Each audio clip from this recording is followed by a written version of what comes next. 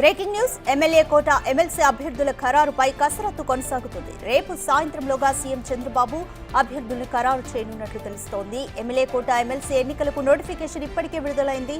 MLA కోటాలో 5 MLC స్థానాలు భర్తీకి రంగం సిద్ధమైంది. 5 ఎమ్మెల్సీ స్థానాలు కూటమి నేతలకే దక్కనున్నాయి.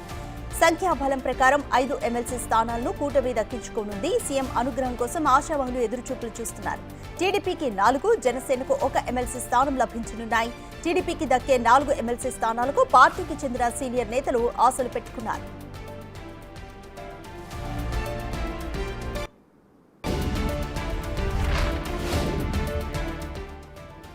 కమ్మ సామాజిక వర్గం నుండి మాజీ మంత్రి దేవినేని ఉమా, మాజీ ఎమ్మెల్యేలు కొమ్మలపాటి శ్రీధర్, ప్రభాకర్ చౌదరి ఎమ్మెల్సీ పదవులను ఆశిస్తున్నారు. కాపు కోటాలో వంగవీటి రాధ, పరుచూరి అశోక్ బాబు, బీసీ కోటాలో యనమల రామకృష్ణుడు, బీద రవిచంద్ర, బుద్దా వెంకన్న, గుండమల తిప్పేస్వామి, వడ్డే అంజనప్ప, గావిరెడ్డి రామానాయుడు ఎమ్మెల్సీ పదవిని ఆశిస్తున్నారు.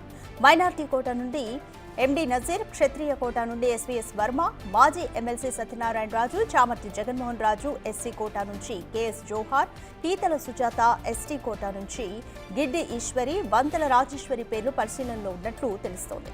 రేపు సాయంత్రంలోగా జాబితాను ఫైనల్ చేసే ఛాన్స్ కనిపిస్తోంది.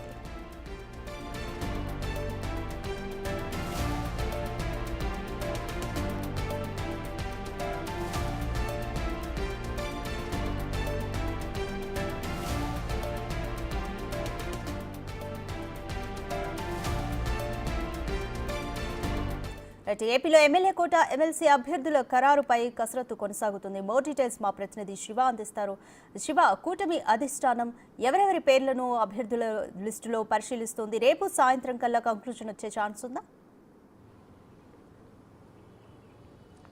అధికం మొత్తం మీద చూసుకుంటే ఏదైతే తెలుగుదేశం పార్టీకి సంబంధించి 4 ఎమ్మెల్యే కోట ఎమ్మెల్సీ అభ్యర్థులకు సంబంధించి కూడా ఖరారు చేసేందుకు చంద్రబాబు సమీకరణలు చేస్తున్నారు.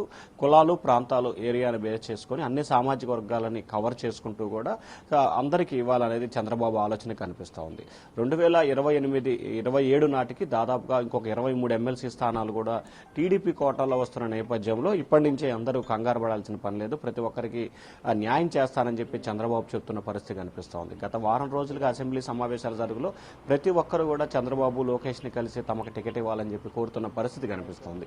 సామాజిక వర్గ సమీకరణాలను బేరేజ్ వేసుకుని ప్రతి సామాజిక వర్గం నుంచి కూడా 4-5 ఆశావాహులు ఉంటున్న పరిస్థితి కనిపిస్తోంది. ప్రధానంగా 4 ఎమ్మెల్సీ స్థానాలకి 40 మంది ఆశావాహులు వస్తున్నారు. ముఖ్యంగా చూసుకుంటే కాపు కోట నుంచి అశోక్ బాబు, వంగవీటి రాధా పేర్లు ప్రధానంగా వినిపిస్తున్న పరిస్థితి కనిపిస్తోంది. బీసీ నుంచి తిప్పేస్వామి, అలాగే యనమల రామకృష్ణుడు, బీద రవిచంద్ర, బుద్దా వెంకన్న లాంటి పేర్లు వినిపిస్తున్నాయి. అలాగే చౌదరి సామాజిక వర్గాన్ని చూసుకుంటే కనుక ప్రధానంగా దేవినేని ఉమా, ప్రభాకర్ చౌదరి, కొమ్మలపాటి శ్రీధర్, రెడ్డి సామాజిక వర్గాన్ని చూసుకుంటే రామలింగారెడ్డి, బీటెక్ రవి పేర్లు ప్రధానంగా వినిపిస్తున్నాయి. ఇక ప్రధానంగా చూసుకుంటే ఎస్సీ, ఎస్టీ సామాజిక వర్గాన్ని నుంచి కూడా అదే స్థాయిలో పీతల సుజాత, జవహరు, గిడ్డి ఈశ్వరి, పంతల రాజేశ్వరి పేర్లు ప్రధానంగా ఎస్సీ, ఎస్టీ సామాజిక వర్గాన్ని నుంచి కూడా వినిపిస్తున్న పరిస్థితి కనిపిస్తూ ఉంది.